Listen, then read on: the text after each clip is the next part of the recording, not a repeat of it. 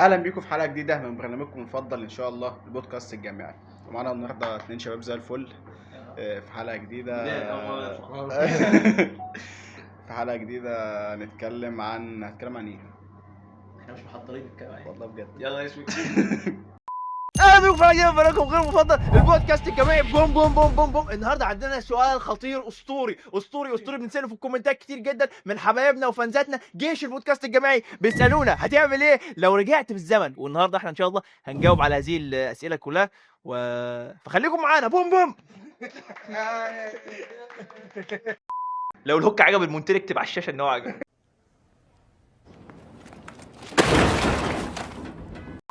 اول سؤال عندنا هنوجه السؤال للكيلاني. ماشي، هنوجه السؤال لعبد الله. لان عبد الله بالذات عنده كلام كتير وعنده تجارب كتير، يعني ما شاء الله عليه. فهتعمل ايه، هتغير ايه في حياتك، او هتنصح ايه نفسك لو انت هترجع لسنه اولى جامعه، بما ان في شباب كتير بيتفرجوا علينا ولسه هيخشوا الجامعه ولسه داخلين الجامعه. اولى جامعه، انت لسه داخل الجامعه، هتقول لنفسك عبد الله خد بالك من 1 2 3. عبد الله ركز على 1 2 3. هتقول ايه؟ هي اكتر حاجه ممكن كانت تاذينا في اولى جامعه ان انت بتفكر في كلام الناس شويه، انت عايز تاخد الصوره النمطيه لطلبه الجامعه اللي انت فيها بقى. لو هتلاقي عيال كتير بتقول لك مثلا الحق بص التلاوه بتاع سنه اولى ده داخل دمه تقيل، بص ده العيال دي دمها تقيل، بص العيال دي شنو كذا. التخين؟ بالظبط. لا فانت مثلا ايه في صوره كده تتحط فيها، وكمان هتلاقي في عيال كتير قاعده بتقعد كده اللي هو ايه، ما تفكرش في كلام الناس من الاخر، يعني عيش حياتك. يعني ما تخليش الناس، يعني ما تخليش رضا الناس او رضاهم عنك هو اللي يحدد شخصيتك، اللي هو ان اصحابي مبسوطين بيا يبقى انا كده كويس، مش مبسوطين بيا يبقى انا كده ايه، عندي مشكله. ما تقفرش فيها برضه عشان ما تبقاش مريض نفسي يعني. بس ما تخليش كلام الناس هو اللي يفرق لك، يعني ده مش عارف، دي نصيحه انا كنت اقولها لنفسي زمان بصراحه. انا كنت بتاثر بكلام الناس قوي، مش شرط اولى جامعه ولا داخل اولى جامعه يعني.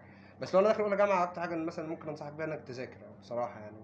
اولى جامعه بيبقى الشباب ضاع فيها بقى والجو الهبل ده يعني، ممكن المذاكره يعني. لكن كلام الناس برضه هو الدافع ليا ان انا اخطط تجربه وحشه في حياتي يعني بسببه. لاحظت من لغه جسد الكيلاني ان هو عايز يقول حاجه. انت حتى بدي بتتحنك. معلش في الاول بس حابين نعرف سر الطاقيه الجميله دي. لا مش هنقوله بقى، مش دافعين لنا فلوس. قول انت كمان. سر حلاوتك والرقم يا باشا الكاب الجميل ده من براند عين حبيبي علوة، طلعت لك بالكوات يا باشا. بس يعني عايزين تطلبوا هنحط لكم اللينك في الكومنت. كمان؟ ايوه يا ابني دافع لنا 50 بالدوله خصم. يا عم حبيبنا يا عم. بقى.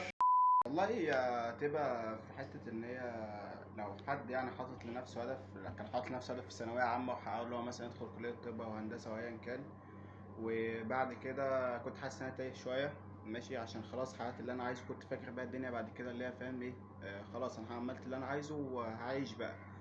فانا اكتشفت ان انت لازم بعد ما تعدي فتره معينه في حياتك او توصل لحاجه محدده في حياتك انك بعدها على طول تحط لنفسك هدف تاني عشان ما تحسش انك تايه او تمشي في الدنيا كده مش عارف تروح فين وجاي منين. فهو زي ما الرسول كان بيقول يعني جددوا النوايا وكده، ان هي دي اللي هي الهدف وكده. فهو لو هرجع سنه اولى فاقول اللي هو احط لنفسي هدف، مثلا في اولى جامعه مثلا عايز اجيب تقدير، عايز اعمل صحاب، عايز مش عارف اعمل شكل جسمي كده فاهم. بس مش هسيب نفسي يعني جدد الشغف يعني. اجدد الشغف بالظبط، يعني ما توقفش عند النقطه اللي انت عملتها وتسيب الباقي يعني. ناس كتير بتقف في موضوع الثانوي أيوة. ده سواء بالايجاب او بالسلب. هو أيوة. جاب مجموع ودخل طب فهو عاش في قوقعي، او هو ما جابش مجموع وما لحقش يدخل كليه فبرضه هو عاش في قوقعي. يعني جد حتى لو ما جبتش بالظبط يعني فاهم، حاول تخرج من نقطه الثانويه العامه. ده يعني لو انا كنت في اولى جامعه كنت اقول لنفسي حاول تخرج بره الموضوع الثانويه العامه، انت خلاص كده اصلا كان حلوه ووحشه. ايوه دي بدايه حياتك الحقيقيه اصلا بعد الثانويه مش ثانويه. بس انت بقى تقول ايه؟ انا اقول عمر عبادي بتاع اولى كليه، اقول له انت جدع على جامد، خليك زي ما انت. مفيش انا صالح. اصل ايه كنت بعمل غلط، راجل زي الفل عم مش عارف اسوي. لا يعني عامه النصيحه لنفسك مش شرط اولى جامعه، نصيحه لنفسك زي ما حاجه انت ندمت عليها. لا حاجه يا جماعه حاجه قلت بتاع مثلا الحلقه على اولى جامعه. لا، بص مش شرط لو أولى انا جامعة، يعني هقول خلينا حاجه لنفسي نتكلم ممكن اقول في حاجه العموم لنفسي في اولى جامعه.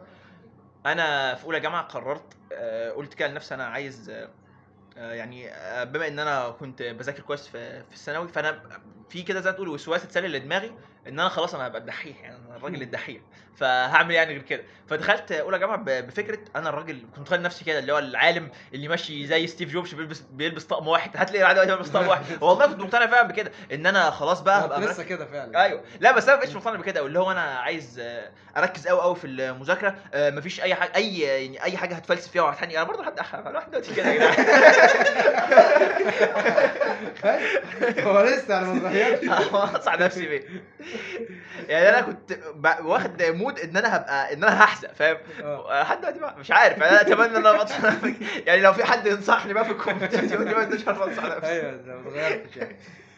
لا بس الصح ان انت فعلا ما تحطش، ده بقى النصيحه اللي انصحها بجد للناس، ما تحطش لنفسك شخصيه، ما تحطش لنفسك كاركتر. انت لسه ما دخلتش الجامعه، لسه ما جربتش الجامعه، انت ما تعرفش انت مين. انت يمكن تبقى داخل في مود ان انا هبقى الدحيح بتاع الدفعه، وانت هتطلع في الاخر الراجل بتاع البارتي واويات. ممكن يبقى العكس، انت داخل ان انا هبقى اويا وفي الاخر تطلع ان انت الراجل بتاع الدحيح بتاع الدفعه. فانت خش جرب، قول انا هقعد مثلا الترم الاول في السنه الاولى دوت، هشوف الدنيا، هشوف الناس، هشوف ايه الاوبشنز اللي متاحه قدامي. هل انا هبقى راجل بتوع اتحاد الطلبه وابقى الراجل التنح اللي بيقعد يقول للناس خدوا الكارنيه، ولا انا هبقى راجل من الرجاله اللي بتقعد على القهوه مش هاممها اي حاجه. الله تحيه رجاله القهوه يا جماعه. ولا هبقى انا الراجل اللي مش عارف بيفتح قناه يوتيوب بعد ما يقعد على القهوه. انت شوف، انت يعني جرب وشوف الناس واتفرج على الناس وجرب تقعد مع ده وتقعد مع ده وتقعد مع ده لحد ما تحس انك مرتاح في حاجه بس يعني. طب بعيدا عشان انا برضو انا اتكلمت كلامي عامه وانتوا اتكلمتوا كلامكم على الجامعه، يعني انا ما قلتش برضو نصيحه للجامعه عامه، انا قلت ذاكر عامه وخلاص وعيش حياتك زي ما انت عايز عامه، يعني ما تخش فعلا في قوقعه الدواء دي. كل واحد له شخصيه مختلفه، مش شرط تبقى انت شبه حد. يعني عيش حياتك، جرب. انت جيماوي انزل جيم، انت تلعب كوره العب كوره، تلعب في شطرنج العب. لازم عامه الجامعه عامه هي لوحدها اسمها حاجه معايا، فاكيد ليك حياه بره. حلوه الحنيه دي. ليك حاجه بره حياتك الاجتماعيه برضه اهتم بيها، حياتك لو حابب مثلا تشتغل او تطور فكره عندك، هيبقى الموضوع كويس يعني ليك انك ما تهملش نفسك يعني في اول حياتك، عشان بعد كده هتلاقي نفسك بعد كده انت يعني انت شخصيتك دلوقتي نتيجه وحصيله للايام اللي فاتت كلها. فانت هتوصل مثلا سنه 5 هتقعد تقول يا ريتني يا ريتني يا ريتني، فاهم؟ فبلاش، جرب كل حاجه ومش هتندم. لو وسعنا دلوقتي الكلام شويه وبعدنا عن الجامعه، حاجه بقى زمان او لو انت قابلت نفسك زمان في اي وقت عامه، او حاجه ممكن انت عرفتها دلوقتي اقتنعت بيها ممكن تبداها من زمان، او حاجه ندمت انك ما بداتهاش زمان، او حاجه ندمت انك عملتها عامه. بلاش الجامعه والدراسه وبلاش نحشر نفسنا في الزون دي يعني. فانت دلوقتي لو رجعت لورا فتره، بلاش الجامعه، شخصيتك عامه هتعمل ايه؟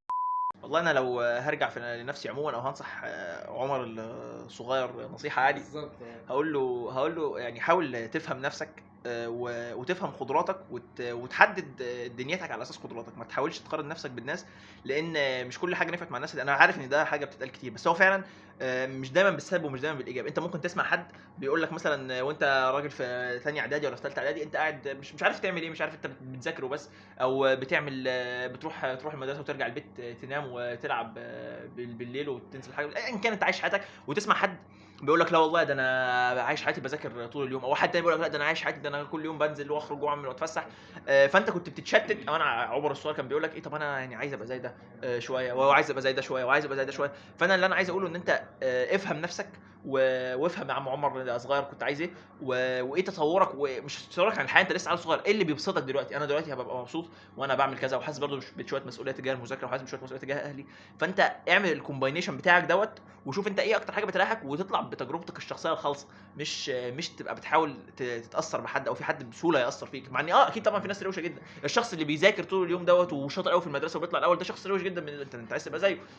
والشخص الروش اللي بيروح كل شويه يخرج ويتفسح برضه انت عايز تبقى زيه. فانا بقول لك بس انقل الشخصيه، غير الشخصيه، ما تبقاش يعني، خليك اعمل تجربتك الخاصه يعني. كلام جميل. وانت يا عم كلام عشان انا ماشي والله مش عارف، حاسس اصلا انا مش حاسس ان انا عايز اغير حاجه يعني، عشان لو مش ده السؤال، لو انا رجعت اغير حاجه والله ايوه ممكن اقول لنفسي برضه اللي هو ما تاثرش في كلام الناس، واعمل اللي بيبسطك، ويعني طول ما انت ماشي صح في الحلال وكده فاهم، وبحدود اعمل اللي يبسطك وعيش حياتك، وزي ما بدأنا اعمل اللي هو عيش تجربتك الشخصيه وكل الكلام الجميل ده. بس لو انا هغير حاجه او اضيف حاجه لحياتي، ما اعتقدش ان انا كنت هغير حاجه او اشيل حاجه، عشان الحاجات دي هي اللي كونت شخصيتي اصلا دلوقتي، اللي انا اصلا المفروض كنت اغيرها فاهم. يعني انا ما كنتش انت مبسوط بنفسك دلوقتي؟ شخصيتي ايه؟ مبسوط دلوقتي؟ ايوه يا عم الحمد لله راضي زي يعني الفل. مش بهاجمك والله، انا بسألك عادي. حاسس في عشان- احتكار كده. لا انا بسألك على توضيح بس مش اكتر. إيه؟ مش لا يا عم. بهاجمك لا. لا يا عم. من تحت لتحت. ايوه انا عارف انا لا، شغل قادم ما بين عبد الله لا والله. لا والله. لا ده كده محسوم يا أخويا. باشا. لا يا انا بس بقول والله عشان توضيح للساده المشاهدين. فالمهم يعني ده مش هغير حاجه يعني، سيبها كده زي ما تيجي تيجي يعني، كله على الله يا باشا زي يوسف سمير. وانت يا عبد الله يا ترى كنت يا- هتقول ايه يا- لنفسك وانت صغير؟ لا بص انا من الناس بصراحه اللي زمان احسن من دلوقتي، انا ما اكدبش عليك يا عم انت كنت تخين. يعني كشخصيه يعني كشخصيه. انت مثلا دلوقتي انا فعلا حصل فتره كده من الحياه في داون جريد بجد لكل حاجه، دراسيا اجتماعيا كل حاجه، حتى تحس الواحد كان دمه تقيل في الفتره دي. كان يعني لا انت فلو رجعت مثلا كنت اقعد مع نفسي كده، عارف لما تقعد مع نفسك بالليل وتشوف الاسباب اللي حصلت لك مثلا او حاجه، فانت مثلا كان عندي دايما حاجتين كانوا بيضايقوني وانا صغير، ان انا باخد كلام الناس بجد، يعني بشوف تقدير الناس ليا يبقى انا كده شخص كويس. يعني انا مثلا لو الناس بتحبك او انت مثلا شايفينك شخص كويس فانت كويس، مش شايفاك كويس فانت مش كويس. فكنت دايما عايز ابقى اظهر دايما في الصوره المثاليه ليا كطالب مثلا صغير او عيل صغير بقى، الواد اللي بيسمع الكلام دايما، عشان يبقى كل الناس فاهم شايفاك الواد العسل الكيوت القمر مش عارف ايه اللي بيسمع الكلام ما فيش منه اتنين الجو ده. والكلام ده غلط، يعني انت كده مش هتجرب، كده مش هتجرب في الحياه حاجه، انت حرفيا انسان نمطي بتسمع كلام بابا وماما، يعني اسمعوا كلامهم طبعا يعني، بس بتسمع الكلام وعايز دايما تاخد كل حاجه كويسه، وهي الدنيا مش كده. انت عايز تحط شويه بهارات يعني على حاجه. بالظبط يعني عيش حياتك عادي، عيش دنيتك بالظبط. تلميح آه. تلميشال كده. بس انت بقى حاول تبقى شخص مجتهد وطموح اكتر من ان انت تبقى شخص نمطي حابب يسمع الكلام كله. فانا ده اللي كنت بقول لنفسي وانا صغير بصراحه، ان انت عيش الحياه عادي، يعني مش شرط تحط نفسك في صوره الواد الكويس، يعني عادي مش هتندم عليها بعد كده. عادي كده كده اصلا هتلاقي ناس هتحبك من بالظبط. يعني فاهم، ما تحصرش نفسك في حته اللي هو لازم اعمل حاجه كويسه عشان الناس تحبني، عادي. بالظبط، ما ده الفكره بقى، ان انت ما تحطش نفسك في الصوره دي وعيش الحياه عادي، وكده كده اصلا اللي يحبك هيحبك يعني، مش هي دي الحته يعني اللي هتحدد الناس ليك يعني. اهم حاجه يعني في الاخر انك تعمل شغل صحاب، سواء كانوا ظاهرين او مش ظاهرين، روشين او مش روشين، اهم حاجه يكون لك صحاب تتكلم معاهم، تحكي لهم مشاكلك، يحكوا لك مشاكلهم، تخرجوا مع بعض، تلعبوا مع بعض، تعملوا فيديوهات زي دي مالهاش 30 لازمه مع بعض عادي. اهم حاجه انك تكون بنجرب. ايوه عادي، اصل احنا عايشين ليه؟ بنجرب، نفعت ما نفعتش ما نفعتش، اهم حاجه تعمل لايك وسبسكرايب. لايك والشير ده في الكومنتات. وقول لنا ايه رايك في الفورمات دوت الجديد في الفيديوهات، احنا 3 والفيديو اكيد بقى 10 دقايق. وايه رايك في الكاب ده بقى؟ وايه رايك في الكاب، وايه رايك في يبقى عالو، ايه رايك في علي؟ وايه رايك في علي؟ صح. بالله ريفيو على فولو يا جماعه على الانستجرام والتيك توك يعني عيب. ايوه فولو للبتاع اللي شويه الشحاته اللي في الاخر دي، يلا واشتروا من الكابات ويلا. ماشي.